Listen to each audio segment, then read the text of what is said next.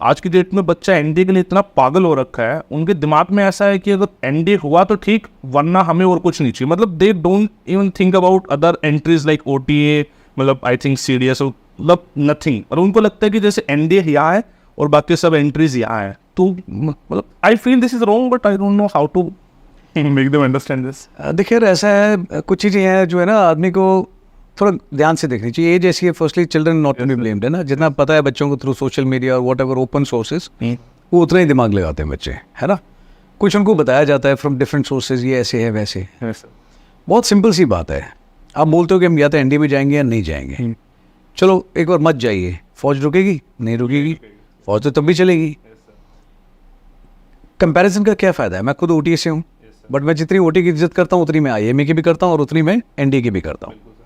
Mother organisation कौन सी है आपकी? आर्मी है, इंडियन आर्मी। इंडियन आर्मी की 3 डिफरेंट एकेडमीज, ठीक है। हर एक का सेटअप अलग है, इंफ्रास्ट्रक्चर अलग है, हर एक की अपनी हिस्ट्री है, हर एक का अपना इंफ्रास्ट्रक्चर, ट्रेनिंग का जो ड्यूरेशन है वो अलग अलग है। एनडीए 3 साल, आईएमए 1.5 साल, 11 महीने ओटी। ओटी का पास आउट जो ऑफिसर है वो इंस्ट्रक्टर पोस्टिंग काट रहा है एनडीए में, और एनडीए में ऑफिसर्स को ट्रेनिंग दे रहा है। एनडीए में जो ऑफिसर पास आउट हो गया, कमीशन लेकर के आया है, वो इंस्ट्रक्टर पोस्टिंग ओटी में काट रहा है। क्या उनका कोई भाव कम हुआ है स्टूडेंट को सिखाने के लिए? नहीं। अभी कमांडेंट है अपना जनरल संजीव चौहान, ठीक है। He is the commandant of OT, I recently met him. Sir ने एक बड़ी अच्छी बात बोली मेरे को वहाँ पे। ही सेड कि राजीव, मैं खुद एनडीए से है ना, लेकिन आज मैं कमांडेंट ओटी का हूँ, तो मेरा मन करता है इसको मैं बहुत अच्छी इंस्टीट्यूशन बनाऊँ, सबसे अच्छी इंस्टीट्यूशन बनाऊँ। मेच्योरिटी लेवल वैसा होना चाहिए, ठीक है। यार at the end of the day आप एक माँ के 3 बच्चे हैं घर में, ठीक है। यू गॉट अ सिस्टर, ठीक है। खाने में या किसी और चीज़ में मदर पेरेंट्स भेदभाव करते हैं? नहीं करते। आपकी काबिलियत के आधार पे आदमी आगे जाता है, ठीक है। आप जो परफॉर्म करेंगे कोर्सेज में या बाकी चीज़ों में, तो ये ना थोड़ा बचपना सा है कि मैं सिर्फ इसके थ्रू जाऊँगा, उसके थ्रू नहीं जाऊँगा। जाना तो मैं भी चाहता था एनडीए में, लेकिन नहीं जा पाया बिकॉज मैथ्स कमज़ोर थी, आती नहीं थी, ठीक है। मैंने कई बार बताया। ओटी में गया, जितना मेरे को आता था यार वहाँ पे अच्छा सिखाया लोगों ने मुझे, तो कोई शिकायत नहीं किसी से। I am very grateful to that organisation, those officers. And वहाँ पे एनडीए कमीशन ऑफिसर भी थे, अपना एनडीए से पास आउट ऑफिसर थे, आईएमए से कमीशन ऑफिसर थे, ओटी से, तीनों से थे। और हमें कभी कोई फ़र्क नहीं दिखाई दिया, सिखाने में इंटरेस्ट बराबर लिया लोगों ने और उतनी शिद्दत से सिखाया। So I am grateful to officers from all 3 academies, ठीक है। दूसरा, अगर आप एनडीए में जाके वहीं पे तो नहीं रहना, 3 साल के बाद आप वहाँ से आईएमए में भी आओगे, ठीक है।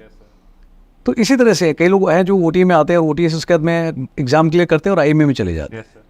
बट यार at the end of the day है ना, आप डिसाइड करो आपने क्या करना है, आपने सर्विस ही करनी है ना। सर्विस करने का जरिया चाहे कोई भी हो, इफ यू रियली से ना, जब इंटरव्यू में पूछते हैं तो फिर आप बोलोगे है ना, इंटरव्यू चाहे एनडीए का ओटी का, I want to serve my motherland, तो फिर आप इंटरव्यू में फिर क्यों सट्टे मार रहे हो? समहाउ मुझे ऐसा लग रहा है फिर वो शायद वो बच्चे जो बच्चे बोल रहे हैं, मुझे लग रहा है शायद पहुंच भी नहीं रहे हैं ये। फिर यार आई डोंट ब्लेम है ना चिल्ड्रन फॉर दिस, कि बच्चे ने बोला चलो बच्चा है उसकी बात है ना। उतनी 12th क्लास के बच्चे में मेच्योरिटी भी कितनी होती है ना। आप कुछ बताओगे तो आपकी बात ठीक लगेगी, थोड़ा ज़्यादा तरीके से मैं बता दूंगा ज़्यादा जोर लगा के तो मेरी बात ठीक लगेगी, है ना। So not them to be blamed, but है ना उनको थोड़ी क्लैरिटी होनी चाहिए। अगर आपका इरादा सर्विस का है तो फिर उसका चाहे कोई भी एंट्री हो, कोई भी हो, आपको जाना चाहिए, ठीक है। Idea is to serve the country and to join Indian army, please go.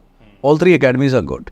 Comparison mode में हम आपस में कंपैरिजन करेंगे तो दुश्मन से क्या लड़ोगे आप यार, दैट इज़ वन। और दूसरा, सिर्फ एनडीए पे जाऊँगा, मेरे पास जो स्टूडेंट्स आते हैं मैं उनको बताता हूँ, मैं देखो अच्छी बात है, बट हमेशा ना एक बैकअप प्लान होना चाहिए। इंटरव्यू भी पूछेंगे what is your backup plan, तब तो आदमी 10 चीज़ें गिना देता है वहाँ पे। बट आदमी को चाहे फौज में जवान भर्ती होना हो, चाहे ऑफिसर बनना हो, 2-3 चीज़ें जो तय करती है, ठीक है। One is your education and second is your age. जब आपके पास में एज है, ठीक है, और आपकी एजुकेशन है आपके पास में, सो अगर सेम सब्जेक्ट हैं आपके, मिलते जुलते सब्जेक्ट हैं, काम आ रहे हैं, तो अगर आपके 10 एंट्री हैं तो 10 की 10 आपको अटेम्प्ट करना चाहिए, राइट। आप जितनी जगह अटेम्प्ट करेंगे आपके सक्सेस के चांसेस उतने ही बढ़ेंगे। और कुछ भी नहीं है तो कम से कम एटलीस्ट आपकी तैयारी अच्छी होती रहेगी, आपका कॉन्फिडेंस लेवल बढ़ेगा। And it is not only for officers, जो जवान की भी तैयारी करते हैं।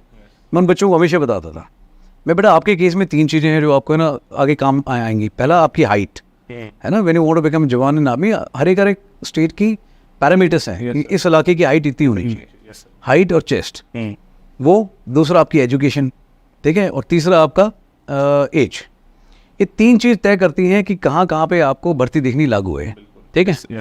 तो मैं उनको बताता हूँ बेटा आप पैशन में समझ सकता हूँ सभी, सर इंडियन आर्मी में जाना है, वो अच्छी बात है, पर थोड़ा सा पीछे मुड़ के देखना चाहिए। घर में है ना ज़रूरत है, माँ बाप हैं, सिस्टर है, कुछ नौकरी हाथ में आएगी तो उसकी शादी अच्छी जगह होगी, माँ बाप की लाइफ अच्छी होगी। तो सिर्फ इंडियन आर्मी वही वैकेंसी जो लिमिटेड है, जितनी उतनी रहेंगी, वो तो ज़्यादा आने से रही। फिर आदमी कोई मेरिट में रह जाएगा, कोई मेडिकल में रह जाएगा, बहुत सारी पॉसिबिलिटीज़ हैं। यस लेकिन वही आदमी जब 1600 मीटर दौड़ रहा है, तो यार 1600 मीटर सिर्फ आर्मी की दौड़ने की बजाय अगर आप तैयारी कर रहे हो, BSF में भी उतना ही दौड़ना है, CRPF में भी उतना ही दौड़ना है, Yes. ठीक है, SSB में भी उतना ही दौड़ना है, तो आप 10 जगह क्यों ट्राई नहीं करते? अब जब 10 जगह ट्राई करोगे, आपका 4 जगह सिलेक्शन होगा, चॉइस है, मर्जी है। जहाँ आर्मी में हो रहा है जाओ, नहीं हो रहा तो एटलीस्ट दूसरी जगह जाओ। यस मोर अवेयर, अगर मान लो अगर आप CRPF की भर्ती देखने के लिए दौड़े, 1600 मीटर दौड़े, मान लिया नहीं हुआ, आप रेस में नहीं आए, बट फिर भी एक काबिलियत की जांच तो होगी फ्री में यस कि यार इतने लोगों में कितना प्रेशर लगता है, मेरी कितनी चांसेस है, मेरी तैयारी कैसी है। अगर वो स्टेज हो गई आपकी और आप मेडिकल में गए आगे और कोई छोटी मोटी प्रॉब्लम निकल गई, तो आपकी फ्री में मेडिकल भी होगी, आपको पता लग गया, आप डाउट में नहीं हो कि अच्छा छोटी सी प्रॉब्लम है, अगली बार ठीक करके आऊँगा। यस तो नुकसान किसी तरह का नहीं है, ठीक है। तो one should get out of this, है ना, कि NDA IMA OTA सर्विस करनी है तो फिर तरीका मत देखो, फिर है ना उसी भाव के साथ में आ जाओ, जो एंट्री है उसमें अच्छा करके दिखाओ। और अगर जवाना अगर आप तैयारी कर रहे हैं तो यार हर जगह आपको तैयारी करनी चाहिए, आपका वैलिडेशन होता रहेगा, काबिलियत बढ़ती रहेगी और नतीजे डेफिनेटली अच्छे आएंगे।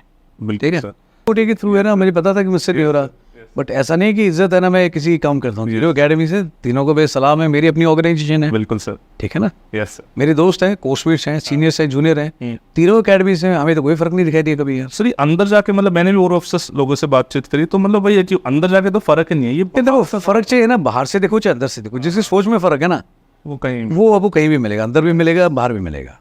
बट उसके बाद में भी ना तो इंडियन आर्मी हल्की पड़ती है और ना ये तीनों इंस्टीट्यूशंस हल्की पड़ती हैं। yes. आदमी हल्का हो सकता है ना।